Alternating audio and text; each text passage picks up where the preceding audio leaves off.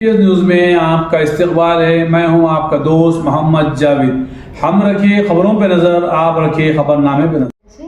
ఆయన నుండి సపరేట్గా ఉంటున్నాను. తర్వాత మా ఇంటికి వచ్చినప్పటి నుండి పాప 7 నెలలు ఉన్నప్పటి నుండి నేను టీచింగ్ చేస్తున్నాను. వర్క్ చేస్తూ ఇంట్లో వచ్చిన అమౌంట్ ఇంట్లో ఇవ్వకపోతే నన్ను కొట్టడం, నాకు టార్చర్ చేయడం, కానీ నాకు సరిగ్గా తిండి ఇప్పుడు ఇవ్వట్లేదు.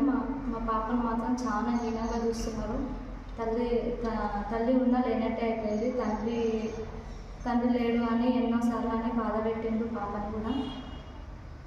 ఏ చిన్న విషయంలో కూడా పాప ఏదైనా చిన్న తప్పు చేసినా ఎవరు తెచ్చిస్తుండ్రు, మీ నాన్న తెచ్చిస్తుండ్రా ఇవన్నీ చేయడానికి అని చాలా బాధ పెట్టిండ్రు. మానసికంగా చాలా బాధ పెడుతున్నారు నన్ను, నా పాపని. కాబట్టి నేను అక్కడ ఉండదలుచుకోలేక హైదరాబాద్ వచ్చి ఉన్నామని మాకు తెలిసిన వాళ్ళ హెల్ప్ తీసుకొని ఉంటే వాళ్ళకి మాకు లేనిపోయిన నిందలు పెట్టి ఇట్లా చేస్తున్నారు.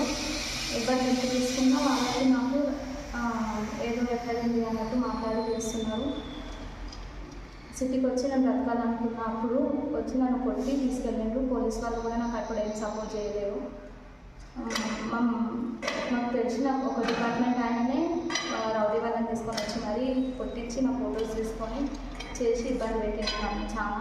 ఇంటికి తీసుకెళ్ళిన తర్వాత కూడా నాకు చాలా కొట్టి టార్చర్ చేసిండ్రు. ఇంట్లోకి వెళ్ళి బయటకు పోనీయకుండా పోలీస్కి ఫోన్ చేస్తానంటే ఫోన్ కూడా లాక్కున్నారు. 3 to 4 days నేను చాలా సఫర్ అయినా. హాస్పిటల్లో ట్రీట్మెంట్ తీసుకుంటూ ఉన్నా.